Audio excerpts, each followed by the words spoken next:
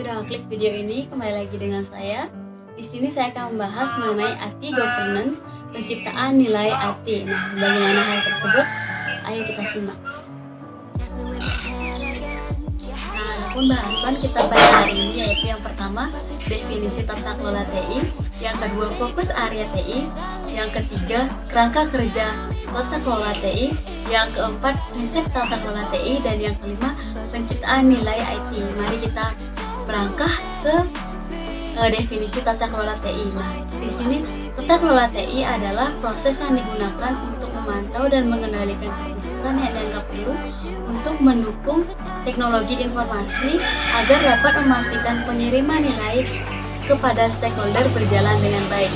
Adapun pengertian tata kelola menurut Itacha dan Gartner. Melangkah ke pembahasan yang kedua yaitu fokus area IT governance.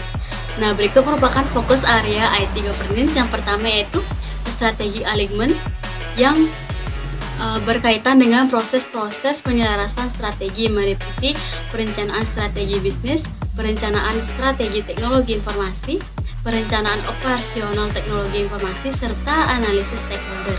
Yang kedua yaitu value delivery.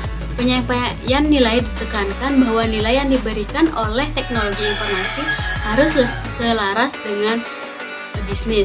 Yang ketiga yaitu risk management.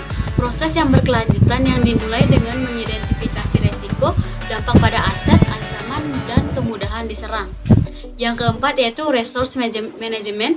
Dengan manajemen sumber daya yang baik akan tersedia infrastruktur teknologi informasi yang terintegrasi dan ekonomis. Teknologi yang digunakan sesuai dengan kebutuhan dan sistem yang usang diperbarui atau digantikan. Yang terakhir yaitu performance measure. Pengukuran untuk kerja yang dibuat dan dimonitor mendukung tercapainya hasil yang diharapkan oleh perusahaan itu sendiri. Langkah ke pembahasan ketiga yaitu kerangka kerja tata kelola IT. Nah, berikut merupakan kerangka kerja tata kelola IT. Yang pertama yaitu ITIL. ITIL atau IT Infrastructure Library yang dikembangkan oleh kantor kabinet Inggris sebagai perpustakaan proses praktik terbaik untuk manajemen layanan TI yang diadopsi secara luas di seluruh dunia. ITIL didukung oleh ISO dan IEC 20000. Yang kedua yaitu COBIT. Nah, COBIT merupakan kerangka kerja kendali tata kelola TI yang membantu organisasi memenuhi tantangan bisnis saat ini di bidang kepatuhan terhadap peraturan, manajemen risiko, dan penyelarasan strategi TI dengan tujuan organisasi. Nah, yang terakhir yaitu ISO 27000 dan ISO 27002 yang didukung oleh ISO 27001 adalah standar praktik terbaik global untuk manajemen keamanan informasi dalam organisasi. Pembahasan yang keempat yaitu prinsip tata kelola TI. Nah, berikut merupakan prinsip-prinsip tata kelola TI menurut Sutedi. Yang pertama yaitu transparansi. Penyedia informasi yang memadai, akurat, dan tepat waktu kepada stakeholder harus dilakukan oleh perusahaan agar dapat dikatakan transparan. Yang kedua yaitu dapat dipertanggungjawabkan atau accountability. Perusahaan harus dapat mempertanggungjawabkan kinerja secara transparan dan wajar. Untuk itu, perusahaan harus dikelola dengan benar dan sesuai dengan kepentingan perusahaan. Prinsip yang ketiga yaitu kejujuran atau fairness.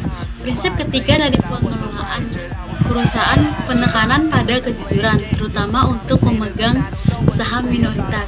Investor harus memiliki hak yang jelas tentang kepemilikan dan sistem dari aturan dan hukum yang dijalankan untuk melindungi hak-haknya.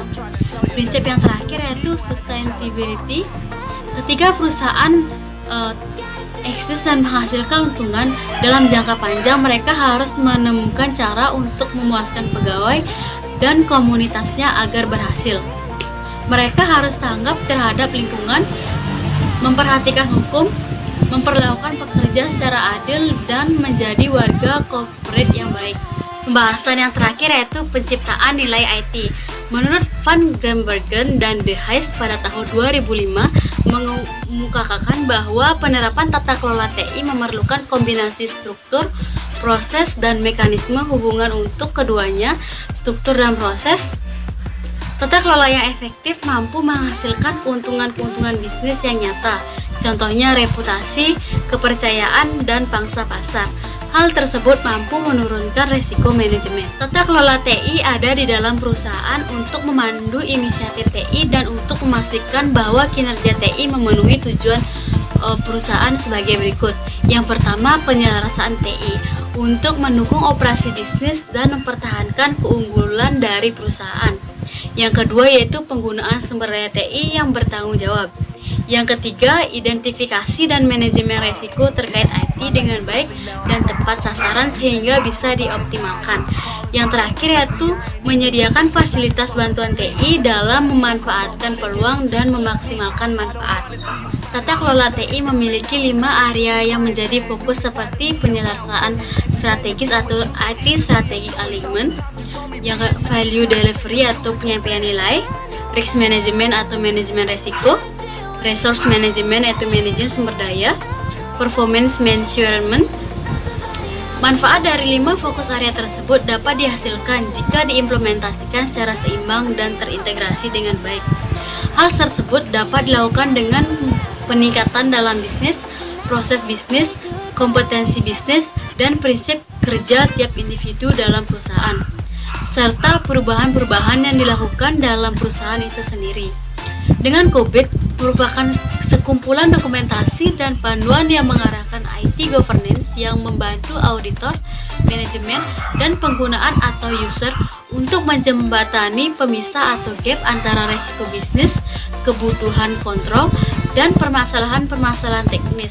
Kebijakan tata kelola yang terstruktur dengan manajer perusahaan untuk memastikan bahwa TI bekerja dengan baik dan memberikan nilai pada perusahaan. Tata kelola membantu perusahaan untuk memberikan keputusan mengenai manajemen tata kelola dan memberikan peningkatan value bagi perusahaan. Sekian pembahasan pada hari ini. Saya ucapkan terima kasih. Sampai jumpa lagi. Dadah.